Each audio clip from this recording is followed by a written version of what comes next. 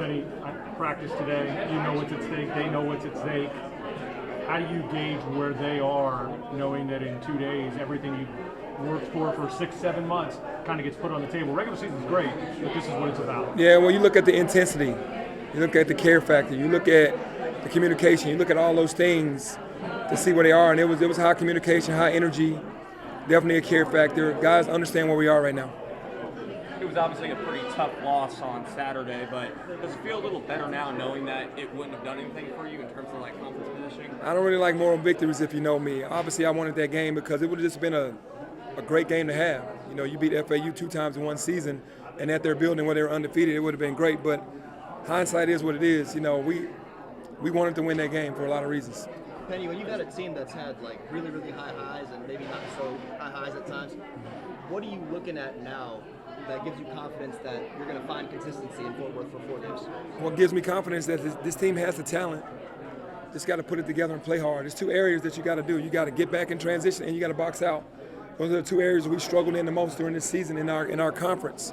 Not non-conference, but in our conference. So I feel like we square those things up. That gives me the utmost confidence. Because if you don't rebound the ball and you don't get back in transition, give people easy baskets and second chance points, it's tough to win. What were your thoughts on the effort in those areas? Rebounding, getting back on defense, guarding the perimeter? Early in the game, yes. Second half, no.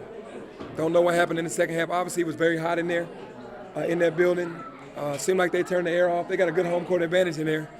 And then they're used to playing there, and our guys seem extremely tired, more than normal. So at the end of the day, we didn't get it done in those areas, rebounding and getting back in transition. How's the health of the team going into the tournament? How's the health of the team going into the tournament? The health of the team is really good. There's no injuries, major injuries. There's knickknacks with everybody because it's at the end of the season, and nothing major, though. Penny, nothing's been easy for you guys this year.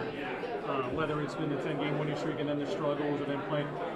I guess this is the way it was supposed to go. If it's been hard all year, let's make it hard at the end. Well, you can look at it a lot of ways. It's been a roller coaster. We don't have Caleb. We don't have Malcolm. You know, we won 4 out of 5 without Malcolm. Hopefully he's cleared before the tournament. We need his big body. We need him out on the floor. We need his presence, and we're doing this without him. You know, the good sign is hopefully he'll be ready by the time conference starts. Do you have a preference between maybe Wichita or Rice in the first game? No, not at all. We just want to lock in on ourselves because we know what we have to do. And when you do that, you don't worry about who you play. When you look at pressure, Penny, when you're a team that knows you're getting in, you can play free. You did that last year. You did that the year before. For your team, how do you worry about that? Because even if you get the first one or the second one, there's still 2 more to go. How do you deal with the pressure that these guys know, like you know, that you have to win in Fort Worth to go? It's basketball. We put ourselves in this situation, and you got to play your way out of it. And if you get the first 2, like you said, then the third one you get hungrier, and the fourth one you get hungrier. So to me, you just got to get past the first one and then get to the next one. The first one is the most important. Not that you want to give anything away, but is there anything specific that you do to account for potentially having to play 4 games in 4 days that might, just something different that you haven't done? No, we're just challenging the bench way more than we have. When you need the bench to come in and sustain. You know, we put the bench in at FAU, we were up 7, and that lead went away really quickly, and we had to get the starters back out there. I feel like those guys are very capable of keeping the lead and pushing the lead further. Jordan Brown didn't have a good first half. Joe Cooper didn't have a good first half. Jalen Young didn't have Jaden was the only one off the bench that really had a great game overall. So we need everyone, even if you're not scoring, to rebound, box out, protect the ball. So we feel very confident that those guys can do that. Penny, to kind of go off of that, it seemed like, I guess, the air was let out of the balloon, when those reserves came in. Is that a matter of combinations you're putting out there, maybe you reassessing that, or is that just a matter of making those guys to elevate their game in general? No, in that case, guys were asking to come out of the game. They said they were more tired than normal. I pulled David Jones out in the first 3 minutes. He asked me to come out. Quinterly was exhausted. I don't know what it was. Maybe it was the heat or whatever, but that's a home court advantage for those guys. They were way more tired than I've ever seen them. When you get a guy like David Jones and you get a guy like Nick Jourdain, those are guys that never played in the NCAA tournament. How big a carrot do you think that is for those guys and other guys on your team that have never played in the big dance with an opportunity now that if they get 4-4, this is what they came here to do? Yeah, it's weird as that seems. you know that when you start the season. You know that when you start conference, this is what you're playing for. And we were in the driver's seat, and they kind of took it lightly.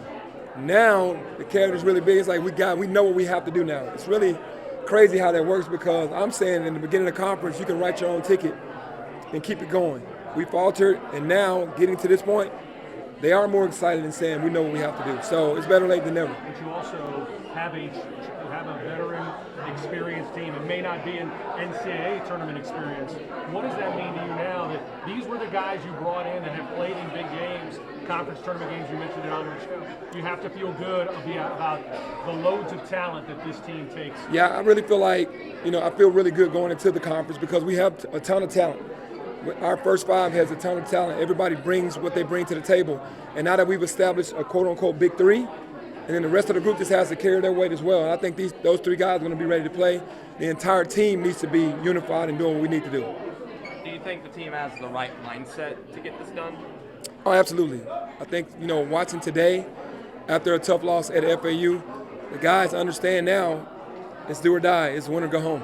I'm not asking you to obviously throw anybody under the bus or anything, but it seems like, I guess last year you didn't have to push buttons or prod and poke. Those guys were fired up every single day.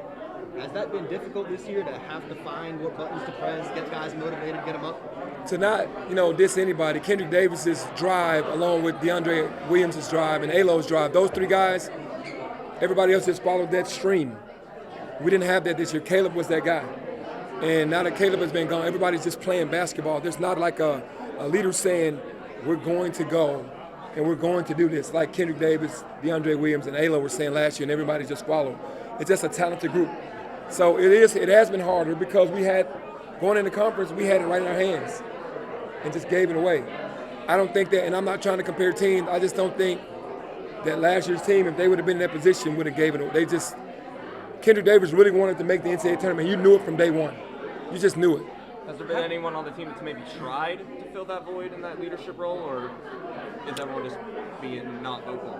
I think these guys are, as weird as it seems, they're a great group. They love one another. It just hasn't been the focus on a lot of talk about wanting to make the tournament. And now they're like, we got to win 4 games to make it to the tournament, and we got to go do it. So it's really weird, like I said, because usually you get a group who hasn't won that's staying hungry all year going, dog, we cannot lose games because we want to make it. How shell-shocked have they been by this? Were they just like always assuming they were going to make the tournament, like not going to be in this position? It looked like the team was just assuming that we were just going to make the tournament, and you got to go play. I think a lot of guys were shocked by our league. Our league is very physical and tough, and that shocked a lot of our guys. How important is the bench for 4 games in 4 days? It's very important.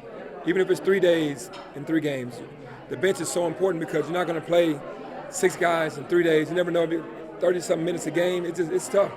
Penny, when you look at this opportunity, it's never been done. Memphis has never been in a position where they had to win 4 days, 4 games in 4 days. There's something about making history. Not that you need any added motivation, but how cool would that be in the season that you had to end it with a history-making performance in Fort Worth that gets you into the NCAA tournament? Yeah, to me, that's what life and sports are all about. They parallel. You fight for what you want to fight for, and we're fighting right now. And it would be great to win 4 games in 4 days. That has never happened before. After what we've gone through with injuries and with Malcolm, and not having our guys, so it would be great. Do you have any sense at all that you could get news from Malco for about 1:30 on Thursday? I hope so. If not, during the tournament at some point, and then we can win and get him back. So there is a chance that we could see him again. I hope so. I'm waiting just like you guys. I really do hope so. Penny, obviously, we got to see where these chips fall and then kind of reassess whatever. But for example, your post last night on Instagram, what is that about? Is that perception from fans? Is that us? No, I laugh at our city. I never talk about the media. You guys have a job to do. It's funny to me how guys are always talking about how I need to be fired. Man, I get it. But man, I took this job because it was as low as it had been. I don't need any sympathy from anybody. I gave up my retirement to come here and help the University of Memphis in the city, and I feel like I've done a great job. I know it's only a few guys, but I laugh at that. But what we've accomplished as a group, I look at it in 4 years. I inherited a group. We went to the second round of the NIT, granted. The next group was an NIT group. So I really had 4 years to try to do what I've done. I feel like I've done pretty well. I'm not resting on anything, like I said. I want to be in NCAA tournaments, making it to the Final Fours. It just has to match. When you're putting teams together, 12, 13 guys every year, you never know when that's going to gel. And when we won early, it spoiled all of us. And then when you go the other way, it's just not, it doesn't, it's weird. I'm first to say we had some really bad losses at home and then take care of business, but the chemistry has to be there. It's not just about talent. Aside from that crazy segment of fans like you just mentioned, do you feel like the criticism has been fair overall, given as good as anybody else, the high standard of this program that you helped instill as a player and so on and so forth? Yeah, well, the standard of the program has gone way up since I've been the coach. How I feel in a long time, and I don't know about fairness of criticism. Everybody has their opinion; they can do whatever they want, but I feel like my resume is pretty damn good for coaches that are just starting. And how long do you get before they say, okay, it's time for you to go, and then start it all over? It's not easy to recruit in Memphis. It's not easy to get players here.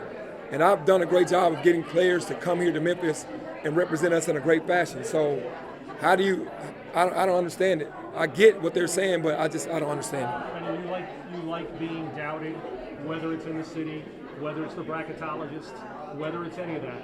Right now, with 4 games left with your season, do you like the fact people are doubting that you and Memphis can get it done in Fort Worth? Well, everybody has their opinion again, but again, I'm a competitor. I'd rather it be the other way, already in, and we're playing for a championship. But we're in the situation that we're in right now. Got to get out of it. But I'm a competitor, so I'm always ready for a challenge. All right, thanks, guys.